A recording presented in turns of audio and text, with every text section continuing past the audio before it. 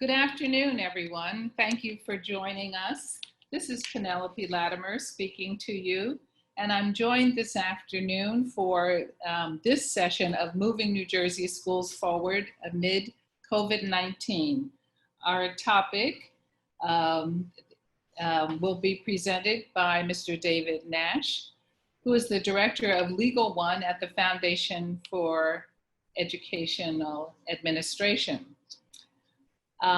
Many of you will be familiar with David, as am I. We've shared a long career together, and which gives us big smiles whenever we get a chance to work together. But I want to formally give you some of his credits. David Nash currently, as I said, serves as the Director of Legal One, Law, Ethics, Governance for All Leaders, including an overview of new and emerging issues at the Foundation for Educational Administration. Legal One is an innovative program that provides school law professional development for school leaders and other educators through the New Jersey Principals and Supervisors Association. Mr. Nash received his BA from Rutgers University and graduated with high honors from Rutgers Law School in 2003. While at Rutgers Law School, he served as an editor for the Rutgers Law Review. His prior civic involvement includes 6 years service as a member of the Old Bridge Board of Education, including 2 years as board president. Woohoo for that. that was an eye-opening experience. And service on the Board of Trustees for both Healing the Children of New Jersey and Advocates for Children of New Jersey.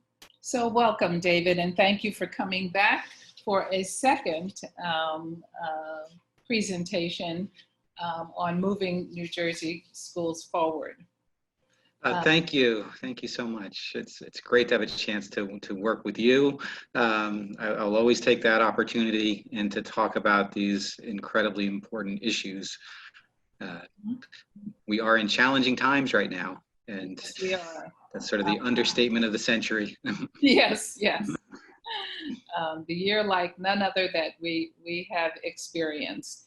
And so I think our listening audience is interested in the topic of staff supervision and support. There's so many layers to reopening schools and getting ready for schools. I invite everyone who is listening to us to use your chat box to send forth some questions to us or make comments that you would like to hear aired. So we're going to begin, David. I'm going to give to you now the opportunity to walk us through some of the things that you're paying attention to these days on this topic of staff supervision and support. Absolutely. This is one of the more challenging parts of thinking about reopening.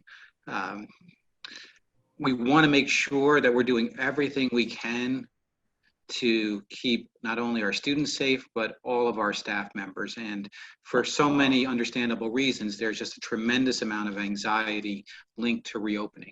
So I'm going to walk you through and walk all of us through just a few key considerations when it comes to supporting our staff members related to reopening, issues about underlying medical conditions and reasonable accommodations and dealing with leave requests. So we're going to walk through some of those issues. And then we're also going to walk through some issues related to progressive supervision for staff members. And that's a challenging part of any conversation, especially when we're dealing with so much fear and anxiety. And the last thing we want to do is to have to get into any sorts of challenging issues related to progressive supervision.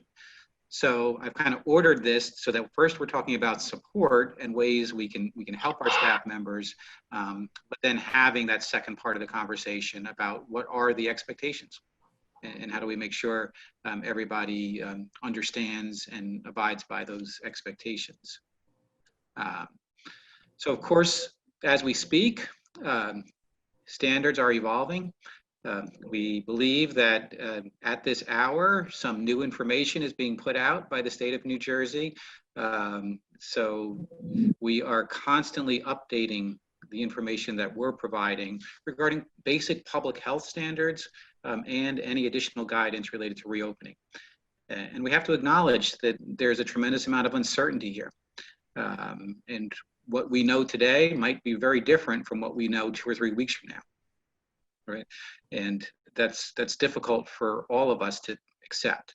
But that's an important issue that we should acknowledge. So we'll talk about that. We'll talk about dealing with requests from staff members. And my guess is that for most districts, there will be a significant percentage of staff members who are asking for either an accommodation or a leave. And we're going to have to figure out how to address all of those requests. Sometimes it'll be 20, 30, 40, 50% of our staff making these types of requests. And that's far more than we're used to in a typical school year. So this, hopefully we can help people understand their rights, understand the process to follow, understand the various options that are available as we walk through this. This document, I believe everyone will have access to the PowerPoint. So I did include some links within the PowerPoint. It seems like an eternity ago, but it was just over a month where the Department of Education came out with the road back. Think about how much has changed since June 26th when that document came out. But it does still give us the basic roadmap that we have to follow for reopening. Since then, lots of additional guidance has come out. The CDC is constantly updating information, including information regarding how do we safely clean our buildings, how do we deal with disinfecting. So we've all had to become experts on issues that we didn't think we'd have to be experts on. The Department of Education has clarified that all parents are going to have the right, if they choose, to have their child fully on remote learning. And for some districts, that might be a very significant percentage of parents, right, who are choosing that option. Of course, that choice, I use that word choice, guardedly, right? Many families don't have that option, really can't make that choice. And we do have equity issues that we need to be very aware of as we're thinking about reopening and making sure that we're not providing some lesser opportunities for some students versus others linked to race, linked to poverty level, linked to internet access. So we're all very sensitive to that as we're looking at this new guidance. We have new guidance from the governor that came out that made clear that wearing a mask for the vast majority of students is going to be a mandate. It's not going to be strongly encouraged, it's going to be a mandate. And it's a mandate for staff members as well. There are a small number of exceptions built into that. And as part of the new guidance that we do have this checklist the state of New Jersey has developed that we have to make sure all those issues are addressed in our reopening plans. And then we have this document that could raise some real liability questions.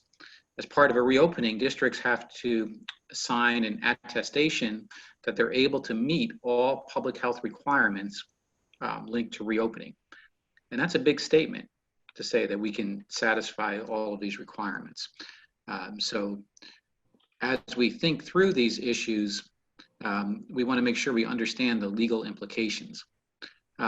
And all of you have seen these numbers, right? New Jersey now has about 16,000 confirmed or likely deaths linked to coronavirus, nearly 160,000 nationally. In New Jersey, some of our data has been concerning. We have been doing incredibly well compared to the rest of the country for a good period of time. But recently, we've seen some upticks. We've seen some concerning numbers. And obviously, the governors and our public health officials are watching that very closely.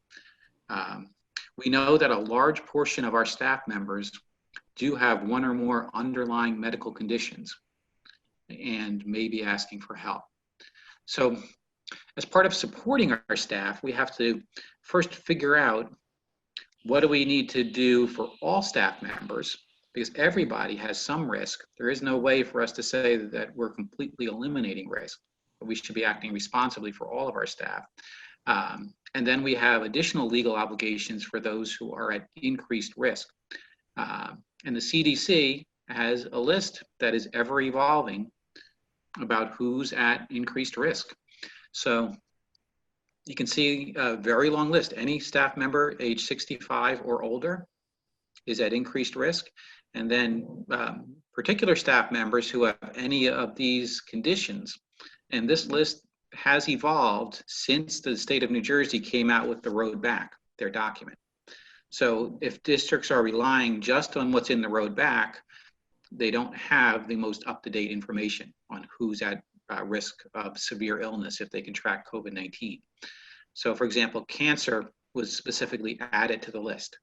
An individual who has any form of cancer is at an enhanced risk of severe illness if they contract COVID-19. The number on obesity was changed. So now any individual with a body mass index of 30 or higher, which is a significant portion of our population, just on that criteria alone, you will have a large percentage of staff who may be at increased risk. So we have to understand that this is a very long list. And then there are others who the CDC hasn't been quite so definitive on, but they have said might be at increased risk. So look at this list of all of the other underlying conditions that could put you at an increased risk.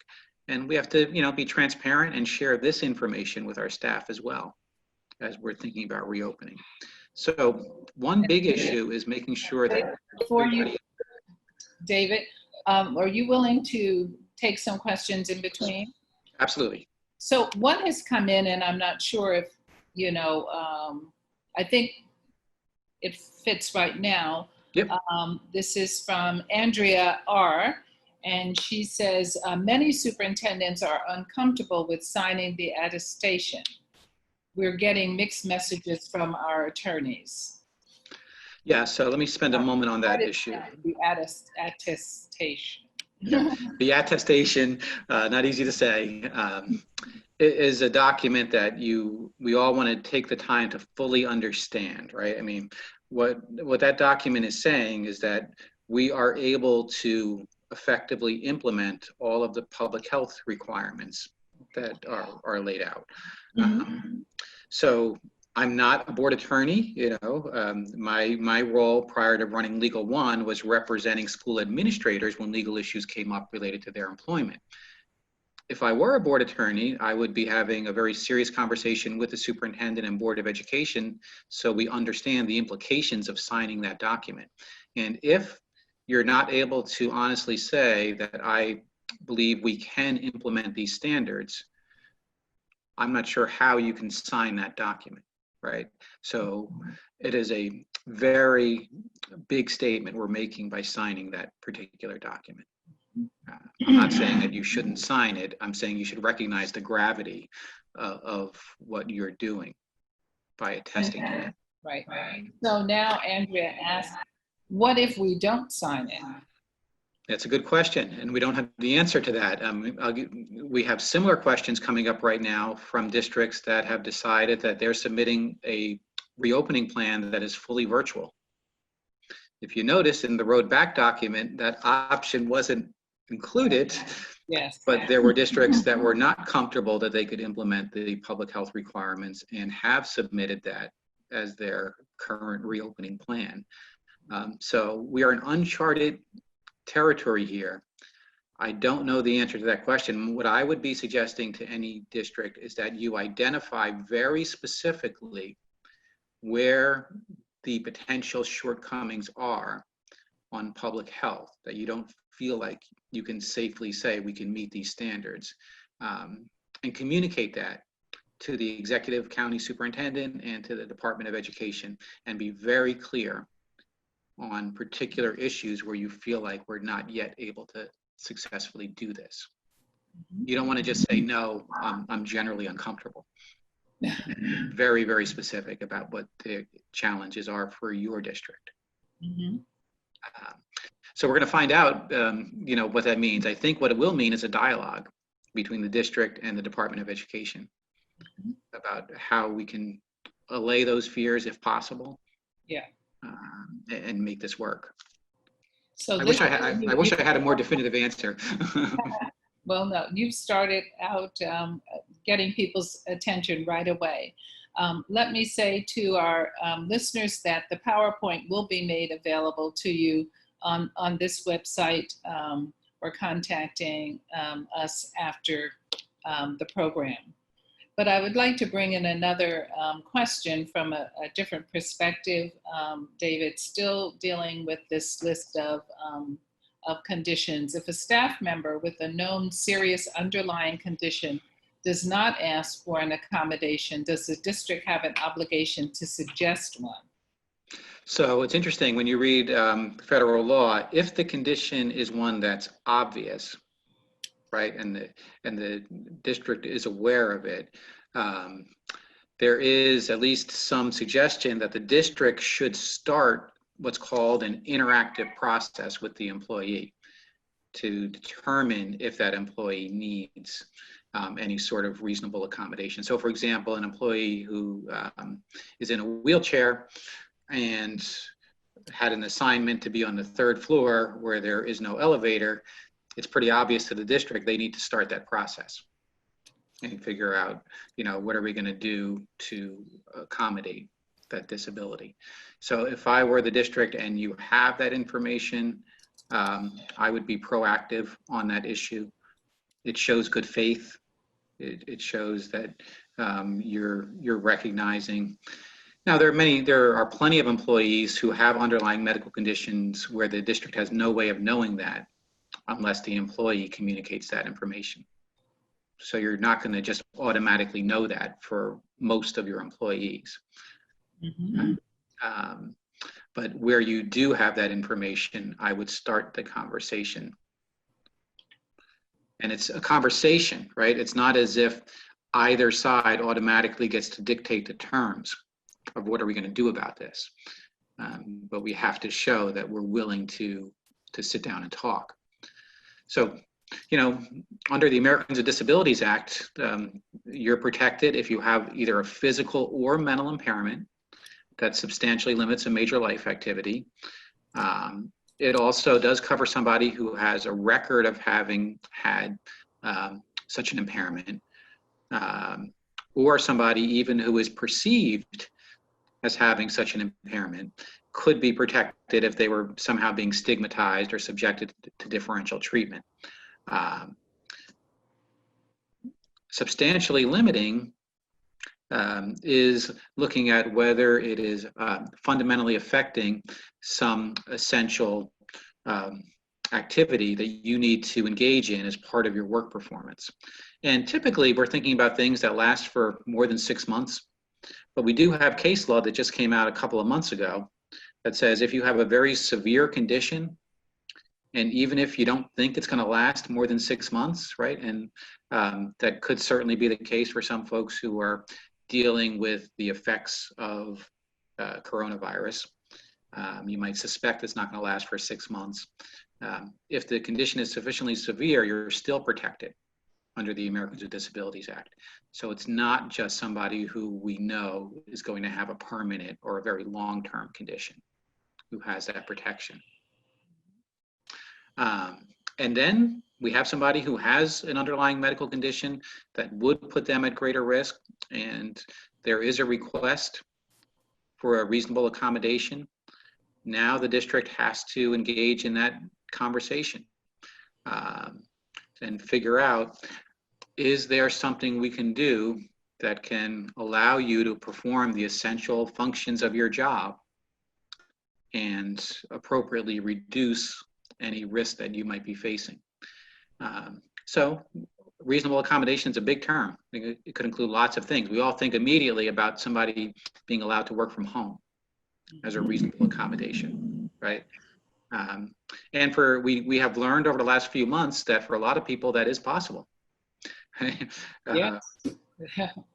Now, we've also learned it's not possible for everybody, right? If your role is treating kids who are sick and you're the school nurse, you probably can't do huge parts of that virtually, right? And one of the things we have to recognize is that it's not an all or nothing conversation. So you don't get to say to that nurse, well, you can't work virtually. That's not the reasonable accommodation, so we're doing nothing for you. Every nurse should have access to enhanced PPE as one obvious mitigating step that we're going to want to take. So you have to think about what else we can do if it's not possible to allow you to actually work virtually. So there's a question in asking about, suppose there's someone with MS. Would you say then that the individual with the condition has to help perhaps your district and those making these decisions to understand your condition in case they don't? Yes. So, and this is a very careful conversation, right? For some employees, they're going to be willing to share all the details. And they're going to just tell you the specifics of their medical condition. They're not required to do that, right? The part that's legally relevant is, do you have one of the underlying medical conditions? So for our purposes today, is it one of the underlying conditions identified by the CDC that's putting you at risk? And if you have that condition, basically the CDC is saying you're at enhanced risk of severe illness or death. Now you have to figure out what reasonable accommodation are you asking for and what can be provided that doesn't cause an undue hardship for the school district. So if it's going to be something that's a huge cost or terribly disruptive or fundamentally alters the nature of what you're doing, the employer can say, we can't provide that accommodation. So in part, it's going to depend on how many people are asking for the accommodation, right?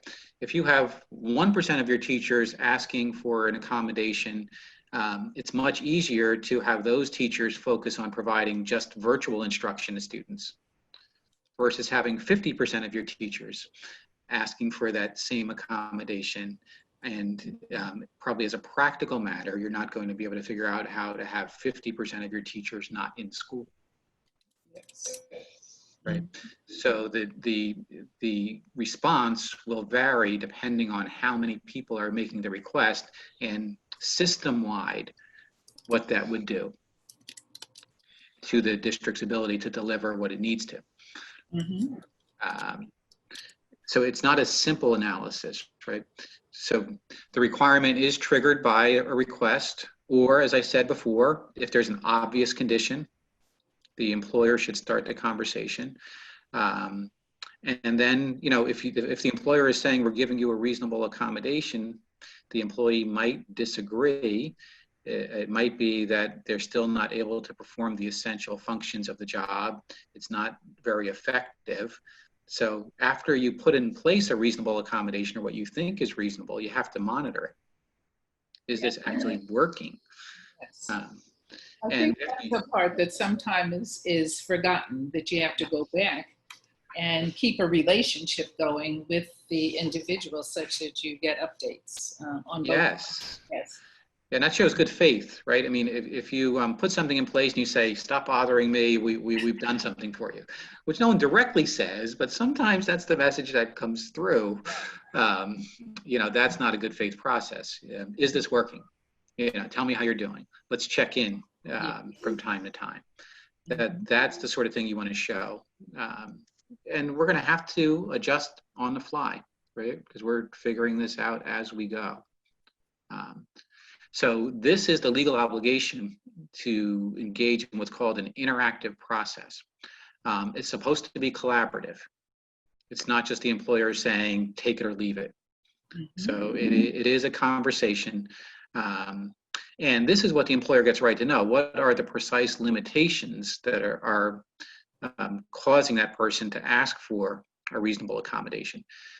So, with the CDC list of criteria, the employee could say, I have one of these underlying medical conditions that puts me at enhanced risk of severe illness or death.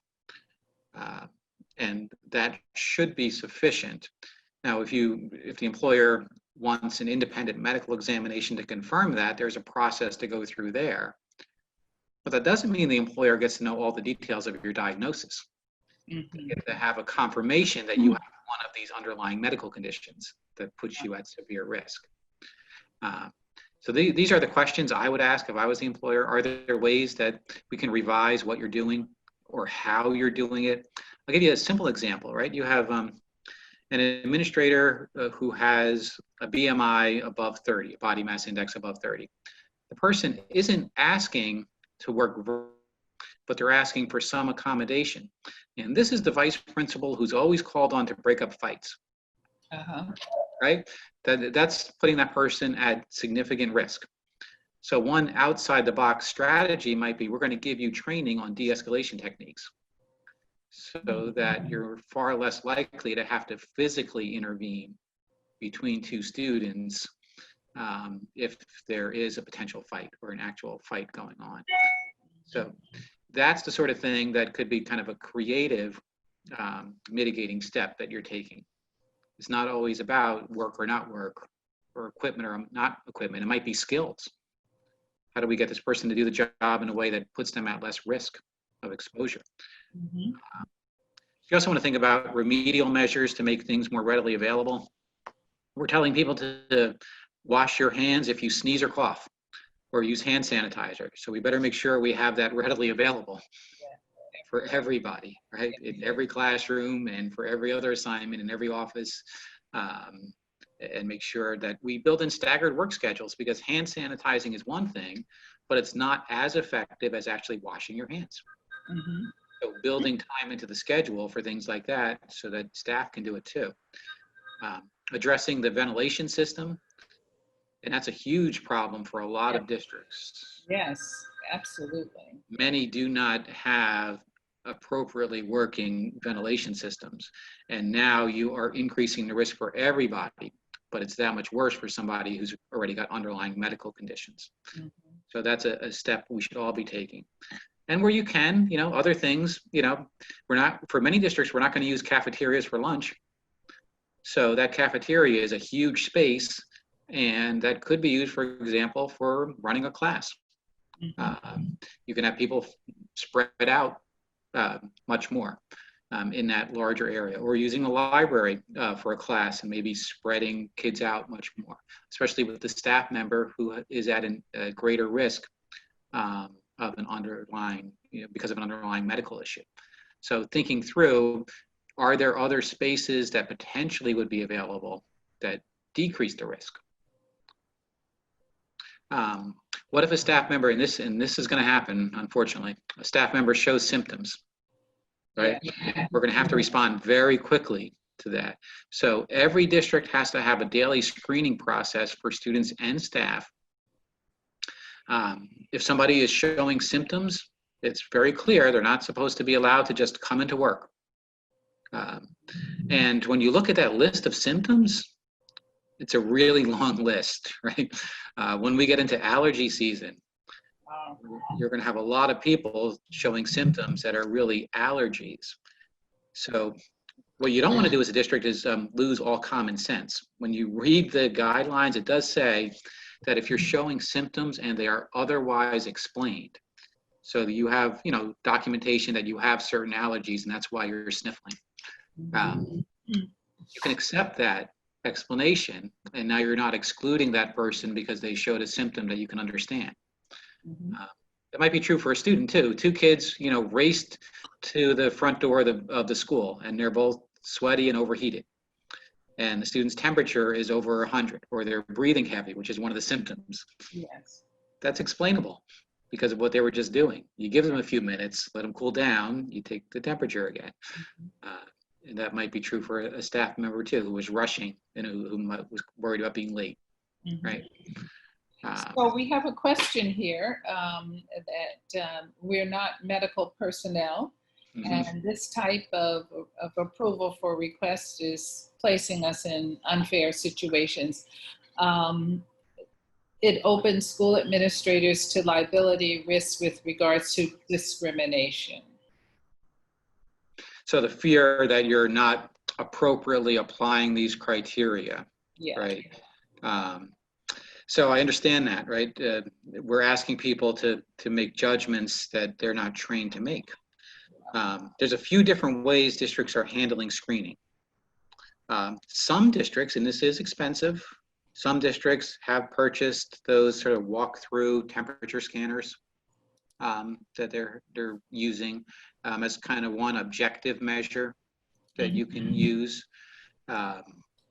Some districts are having staff members, fill out a questionnaire and informing the staff that it's your obligation on any particular day, if you have any one of these symptoms, to communicate that to us. And for students, asking their parents if they have any one of those symptoms to communicate that. So you're not asked to be a doctor. You're not asked to diagnose exactly why somebody is showing a symptom. You're asked to observe, right? And if you have a reasonable system of observation, yes, things can still be missed. But my fear is that we want a credible system, right? If the entire system is simply looking at staff members and looking at kids as they come in, even trained doctors have said they couldn't possibly tell by just looking at people who might have a symptom. Yes. So at a minimum, you want to ask questions and ask people to self-disclose. And if I were a district, I would be doing it every single day to make sure that you're showing due diligence. But I do understand that concern. So every district is sort of handling this their own way, how they're doing the screening process. I would want at least something every day affirming that I'm not showing these symptoms right now. Yes. Okay, good points. As far as best practices, I would include in notice to staff members the CDC listed medical conditions that place individuals at higher risk. Let staff know so they don't have to figure it out. Who do they talk to if they want to ask for a reasonable accommodation? In some districts, it's the best kept secret, actually, what the process is. So right now, we want to be really transparent with that. Begin that interactive process. Make sure that staff members actually, feel like you're listening to their suggestions and not just telling them what you're going to do. I would always require that request be in writing so that you've got clear documentation, what somebody is asking for. And you can ask for medical documentation, but you can't force someone to share their diagnosis. So it's medical documentation that you've got one of these conditions. And I would always be, if I were the HR person, I would always be responding in writing so that there's a clear record about what you're actually offering and what you're doing. Because we have to pay attention to confidentiality, right? I mean, we have the HIPAA laws in place to protect the confidentiality of medical information. Having said that, though, if I were in charge of a district, and I think most of you have done this, I would have surveyed the staff to try and determine who may be asking for an accommodation, who may be saying that they do not want to return or feel like they can't because of their own medical condition. We can't force staff members to reveal their underlying medical issues, but we can let them know their rights and let them know that we want to know if they potentially are going to ask for a reasonable accommodation or a medical leave. The last thing you want is to find all this out the day before school starts, right? You need time to plan. Yeah. So suppose one of our listeners is asking to this point, that suppose, how do you handle a large number of teachers who are asking to teach from home due to family members at home, compassion, and so it's two different pieces, right? Yes. One is for the individual employee, and the other is asking for leave to care for others. Right. if it was, just to take the employee himself or herself first, if it was the employee, there is a little bit of triaging you can do, right? The CDC has different levels of confidence that somebody's medical condition puts them at greater risk. And if the medical condition is one that's been identified as having strong evidence that it puts you at increased risk, I would be prioritizing those staff members as far as, can we, have you working virtually, versus somebody where the evidence is mixed or inconsistent. And the CDC says that for some of the categories. So you can use their criteria to prioritize a little bit. What if a family member is at risk? Now we get into the other leave options that are available. So under the Family First Coronavirus Response Act, public employers, school districts are covered by this. If you have full-time employees, they're entitled to 80 hours of emergency paid sick leave. If it's a part-time employee, that whatever, if they work 20 hours a week, they would be entitled to 40 hours, because you look at how many hours they would work in a 2-week period. So in a case like that, you're entitled to your regular pay up to $511 a day. If you're caring for others, a family member, now you're entitled to a lesser amount, but 2/3 of your pay, up to $200 a day. So we really can't say no if somebody meets these criteria, right? This is different from the reasonable accommodation piece, where you can argue this may place an undue hardship on the school district to have somebody working virtually. Here, this is an employee right that's very clear. It's not for the employer to say, we won't do this because too many people fall into this criteria. So are we still in the state of emergency? Yes. This particular provision in the law applies while we're in a state of emergency. The governor has not lifted that state of emergency. So here's a tricky part that comes up. You have a staff member who has chosen to go on vacation to one of the states that's on New Jersey's travel advisory, right? Yeah. And the state of New Jersey has said that if you are in one of these states, you come back to New Jersey, you should be self-quarantining for 14 days. So I can understand the employer, the school district, being really upset. Well, you chose to go on vacation, 2 weeks before the start of the school year, or a week before the start of the school year. Why should you get the benefit of this leave when you made this choice you didn't have to make? The legal answer is that if the employee is able to get a note from a doctor saying that if they go to work, they're at enhanced risk of transmitting this virus to others, they will be entitled to this leave. Technically, we don't have an order requiring quarantine. We have an advisory, but all the employee needs to do is to get a note from a doctor saying that, yes, if they came back to work, they're at enhanced risk of transmitting this disease to others. And you're going to have to allow them this leave option. So I know that's frustrating for some employers. Well, this is very interesting, because now that we're posting these signs, on major highways and the parkway that, says you have to be mindful if you've gone to a state where now it's automatic quarantine when you come back.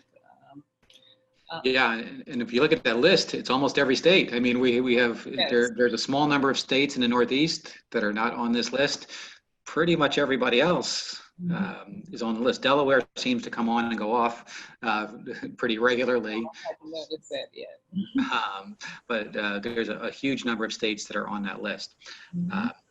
So we are still in that state of emergency. You're entitled to, under this federal law, emergency paid sick leave when the school-age child's school is closed due to coronavirus, when daycare is closed or unavailable, or their school-age child's school is open, but on certain days the child's receiving virtual instruction and the parent or staff member needs to be home. So the first 10 days of a public health emergency, FMLA leave under the emergency expansion would be unpaid. After the first 10 days, you would be entitled to 2/3 of your regular rate of pay. But remember, the first 2 weeks are unpaid, but the worker can substitute accrued paid leave or emergency paid sick leave. So when you couple all these things together, you end up effectively getting paid for those first couple of weeks. There's also temporary disability insurance and family leave insurance that can provide you with more extended rights to have compensation. So I won't walk through all the details of this, but you've got the temporary disability insurance and family leave insurance benefit pieces spelled out. And the way the law was revised, it eliminates the waiting period for those benefits to kick in. And it makes clear that somebody does have a right to this leave for epidemic-related cases. Mm-hmm. So this brings to mind, David, I just keep thinking about the administrators who and the supervisors have responsibility, you know, to be strongly knowledgeable and represent their district. So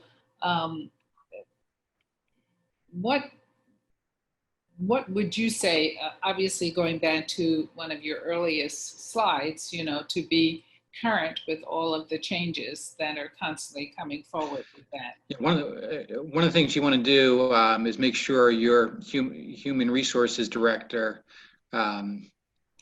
is a key person. You don't want to have every administrator giving their own answers about what they think somebody's rights are. Yeah. Right?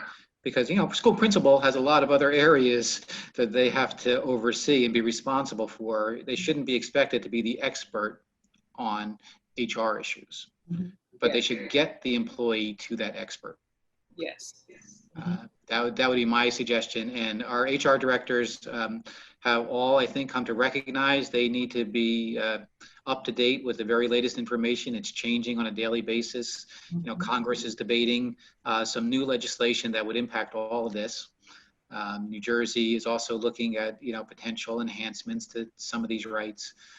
So we know this all changes very quickly. But I would say have one point of contact. And we are working very closely. You know, our association is putting out information on this. School business officials have done that as well, other education groups. So state associations are also trying to get this information out. And you're not alone. That's the message with all of this. Don't try to be the expert on everything. No one person could be. Yes. Yeah. Yeah. I do want to jump ahead to sort of the part 2 of our conversation. I know our time is short. We are going to have some issues that will arise, right, with staff member performance that we will have to address. So you have a staff member who is failing to follow the procedures for coming into school. You know, you've set up a screening protocol and they're not filling out the paperwork. That's a huge issue if that staff member isn't doing what you required, or they're responsible for screening students coming in and they're just sort of letting kids walk in. They're not following the screening protocol. Now you're endangering everybody in that building. So we're going to have to be very strong once we've provided professional development and people understand what to do. Very strong in making sure that people follow those rules. We've seen in the past, you know, schools prop doors open because they don't want to deal with security issues. We're going to have backlogs of people lining up to come into buildings, and some people are going to be tempted to start propping open doors and letting their colleagues in so that they don't have to deal with a long line and deal with the backlog issues. And we just can't have that. Cleaning and hygiene issues, if staff members aren't following that, kids are going to look and see that, right? You can't tell a student you have to wash your hands for 20 seconds because you coughed or sneezed when the teacher doesn't do it. That's going to set the example for everybody. Wearing a mask. We're going to ask students to comply, so we have to make sure that we hold kids accountable if they're not wearing the mask, and then as staff members ourselves, we're going to have to make sure. And let's face it, kids and adults are going to get creative with these face coverings. This made me smile.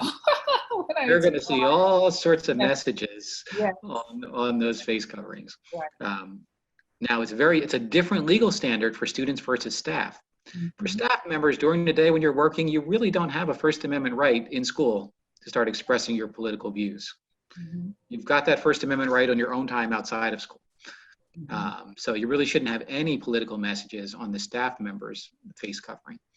For students, they do have a right to express their views as long as it's not threatening or inappropriate language or graphic images.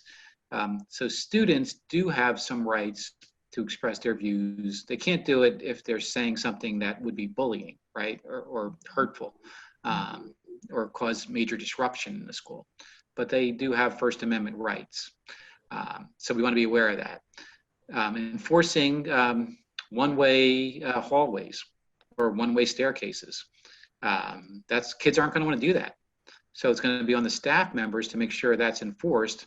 And if that doesn't happen, and a principal or another supervisor becomes aware of that, we need to hold our staff accountable to enforce those rules.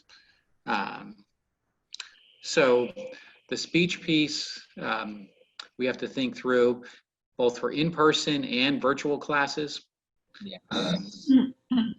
If you have an in-person class and there are some students who are participating virtually, there are some staff members who feel like, well, that's not allowable. We don't know who else is in the home who might be seeing this class. So as a matter of federal law, it actually is permissible for us to be streaming a live in-person class into a student's home, even though others might see that class. Just like it's permissible for a parent to come in and observe a class, even though they're going to see other kids and see some information about that class. What you don't want, though, is the teacher sharing that this student has an IEP or this student has this particular medical condition. That should never happen anyway. And it's worse if it's happening where people are seeing it in the home. So you want to remind staff members about that. As far as opinions, people have very strong opinions about things like COVID-19.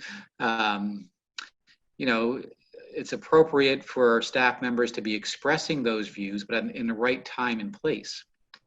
You shouldn't be getting up in front of your class and saying, I don't know what our district is doing, you guys aren't safe. Right? That's not the time and place to express that particular view. But districts should be providing those opportunities and engaging in that dialogue with staff. That is critical, and it's required that you show you're doing that. There's other behaviors that could come up. Now, before you move there are two questions about requirements, and they both center around, will children be required to wear masks, and will preschoolers and kindergartners be required? So it's interesting. Generally speaking, the governor did tighten up the rules, and just this past week did say that most children will be required to wear a mask. Now that's most. You have some kids who have underlying medical conditions that are documented, and for that reason, they can't wear a mask because of health issues related to wearing the mask. And the Department of Education still says in their guidance that even though the mask wearing is required, they recognize it will be impractical for some very young children to enforce. And that is a real concern. So I think the message we're still getting is that the state of New Jersey recognizes we probably won't be able to enforce full-time mask wearing for every kindergartner and preschool student. But the requirement is there. And what you want to do now, between now and September, is to work with parents and get them to work with their kids and practice wearing a mask, right? And try to build up students' tolerance for it at very young ages, because it is critical that we do it. And let's say you have a student who's not doing it because they're in kindergarten and it's not what you want to do at that age. We do have other things you're supposed to do. You're supposed to keep kids in small pods. right? So you keep a small group of kids together so they're not interacting with every other kindergartner. Yes. And those are the kinds of controls that we have to put in place because frankly, we know for very young kids, they're not all gonna wear a mask. It's another reason though that you might need enhanced PPE for the teacher. So you have a teacher who has asthma, who's working with kindergarten students, 3/4 of whom are not wearing their mask. And if that person contracts COVID, they're going to be at severe risk of a major reaction to it. That person might need to also have gloves, might need a gown, might need a face shield. Yes. Yeah. They might need some additional protection because they're at greater risk. So that's the sort of through. There's a request for you to send the regulation regarding live streaming. Yes, I will do that. So there's a very specific guidance document that came out from the U.S. Department of Education, March of this year, just as schools were closing, that clarifies that issue about live streaming. So in some areas, we haven't gotten clear guidance. I was happy we did get that. So we do have that, and I'll share that with you to share with participants. Okay, thank you. So if you do run into a situation where a staff member is, despite your best efforts, not following the rules, now we have to think about progressive discipline. The last thing we want to think about right now, right? But it might be necessary in some cases. So typically with progressive discipline, you start with a verbal warning, especially when we're asking people to completely change their behavior and do things we never asked them to do before. I wouldn't be jumping to a written reprimand. But you give the verbal warning, you give them professional development, and the behavior is continuing. Now you probably do have to put this in writing because now somebody is continuing to do something that could endanger the health of others. If that continues, there's going to be more progressive discipline. And in a typical case where people are continuing to violate rules, you would think about increment withholding and suspension with pay, if it's a tenured person, obviously, potentially tenure charges. So I hope none of you ever get into that situation where we have to go down this road. But I think in the vast majority of cases, if you do the professional development, you do the verbal warnings, you do the written reprimands, you should almost never have to go further. But if you have to, you have to, right? Because we're talking about life and death issues. Absolutely. Other questions that folks have? I know I went through all this very quickly. No, you had a nice pace to the delivery. I think I have integrated the questions that have come so far. I have one, however, that goes back to the beginning of our conversation. And that's about, the switching to digital and online learning. So I was wondering about if a teacher you already know is averse to using technology. And we talk about, so that's one question, what might be some of the strategies that administration can provide? Sure. I guess that would be a type of accommodation because this person needs to get up to speed. And so that sort of ties in both the reasonable accommodation piece and the staff supervision piece. Yes. Right. Yeah. So the first thing you always want to do is show that you're giving professional learning opportunities to help that staff member do what they're not comfortable doing. Right. So you want to be able to document that, give examples, maybe model what this looks like, get the teacher to see what other teachers are doing with certain technology so they can see it in practice. But then you're going to need to start building that in to your expectations. So the supervisor is going to have to indicate, this is one of the things that I'm going to look for when I observe you. Are you using this technology to engage kids in the ways that we showed you, in the ways that we reviewed with you? Are you showing us evidence of engagement of kids? Are you following up when kids are not engaging? So once you've laid out sort of clear expectations and provided the professional development, then the other shoe might have to drop, where we're saying you're not doing this, this needs to happen. And then, maybe a month later, we're going to check back and see if this practice has changed. Are you using technology more effectively now compared to where you were before? And that's going to take work. Oh, yes, absolutely. Especially if someone's been able to avoid integrating technology, into their classroom practice all this time. Well, I sort of chuckle, right? We have a wonderful technology department in our office, and they've wanted me to embrace Zoom. Yes. I didn't pay attention until March of this year. And then I gave myself a crash course on how to use Zoom.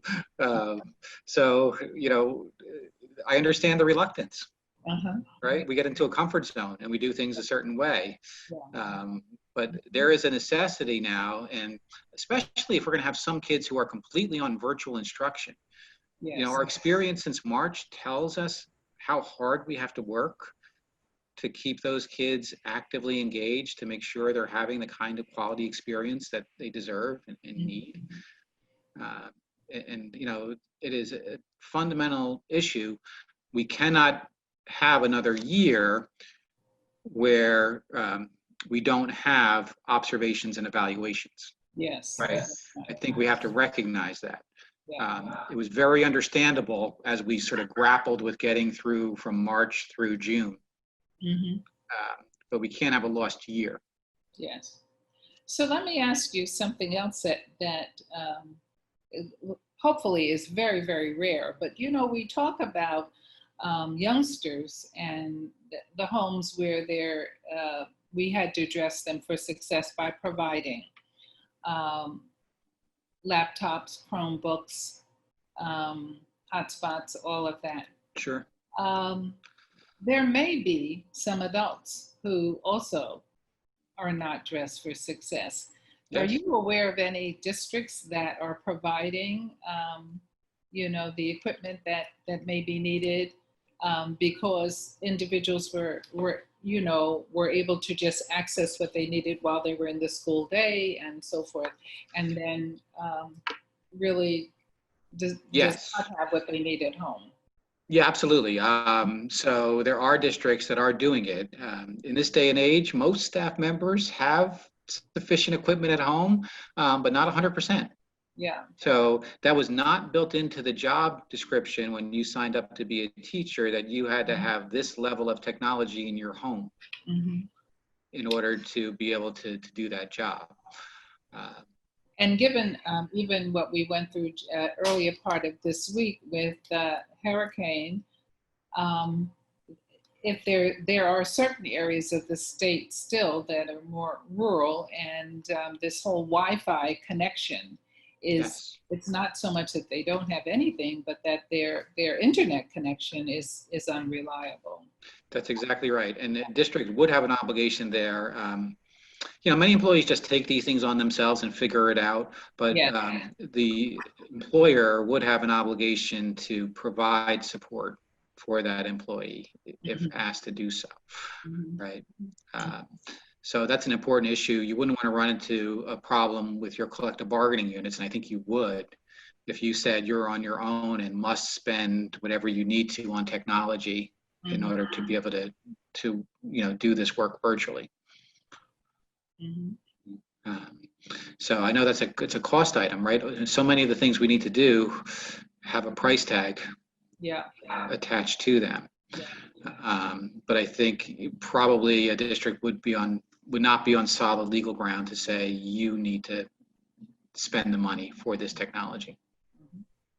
So we have a different question taking us back to wearing masks, and a particular listener, Bennett Perro, is asking, what about students with ASD wearing a mask? ASD. So I'm going blank on ASD. I'm not sure what that is either. depends on the condition. Maybe the person typing in can just prompt us to ASD. It's on the autism spectrum. It's I'm sorry. autism spectrum Sure. disorder. No, okay. Thank you. Yeah, thank you. So yeah, if you're able to delineate that would harm that child, and I think it would in many cases, that's another reason you can't require a student to wear a mask. So you need to look at the student's IEP or 504 plan and figure out whether this would compromise that student's ability to interact with others in the school setting. Whether, maybe for behavioral reasons linked to the student's disability, it would not be feasible for that student to wear a mask. So that should be documented in the IEP, but there are absolutely kids where we're not going to be able to require, for that reason, that the student wear a mask. That's going to have to be an exception as well for some small percentage of kids. Mm-hmm. So it should be a very small percentage that can't wear the mask. For some students, it might be a short period of time where they can't wear the mask, but the skill can be developed. It's a skill. Developing that comfort level. So you actually have a plan over the next 2 or 3 or 4 weeks. We're going to work with this student and build and help that student develop that skill. Mm-hmm. And that's one of the things that I would be trying to work through this summer, mm-hmm. working closely with the parents of those kids. Yes. Good. Yeah. So Anna Rugo asks us, and this will probably be our last question of the afternoon, but sure. Congratulations, David. You've really hit a lot of the areas that our listeners wanted to have, further knowledge on. So that's great. Very interactive with you. But Anna's asking, for those families that are unable to join virtually learning due to work schedules during the day, will teachers be required to provide additional lessons in the evening to those students that are missing instruction? So the road back guidance from the state does address that issue too, that we have to be sensitive to the unique needs of students, especially at this time. So I would say that you want to try to work through that issue with families and have some opportunities for, creative scheduling. Mm-hmm. I think that's critical right now for so many different reasons. And it does also get into issues of equity, right? You have several siblings in one home all sharing one device. Well, they can't all do it at the same time. Yes. Mm-hmm. And you've got to show as a district some flexibility in trying to engage with those kids. Mm-hmm. So yes, I would think you have to explore some option. It might be that there's different instruction happening at an alternative time.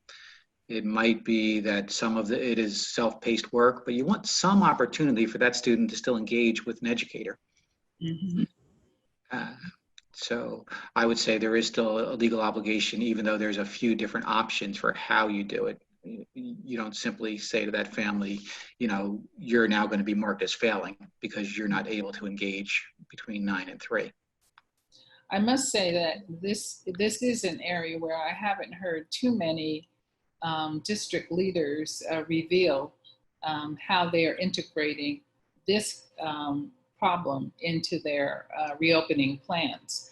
So this may be a nod to everyone to think about whether we're talking about evening programs or additional Saturday academy, some other way for families to stay connected and students to be moving forward, because this is a big equity issue. You're absolutely right.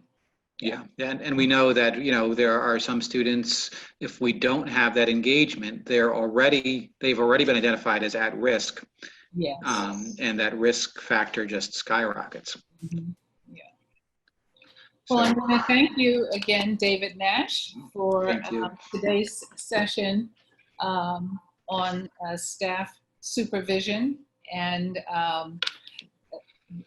the PowerPoint, again, for so many who are asking us about it, will be available shortly after we're finished this afternoon.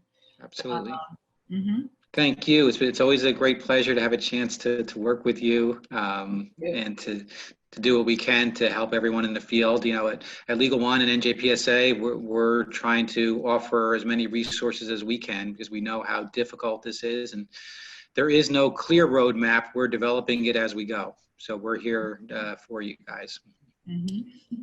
And so you're seeing on your screen some of the other programs offered by NJPSA FEA. Yeah, this was a pretty intense 2-day training that we did July 8th and 9th, but it is available in a recorded version that had lots of experts on various aspects of reopening. And we also have a whole slew of free trainings that we've done that are available on our website for anybody to help folks think through these issues. And we're helping districts. We're talking one-on-one with districts to try to help them with reopening as well. So any way we can help, please reach out. Thank you. Thank you. And listeners, I hope you will join me again on August 17th when I will be talking with Bob Morrison, and we will be talking about arts education, particularly for the younger child, but for everyone. Thank you. Thank you, David. Thank you. Take care. Goodbye, everyone.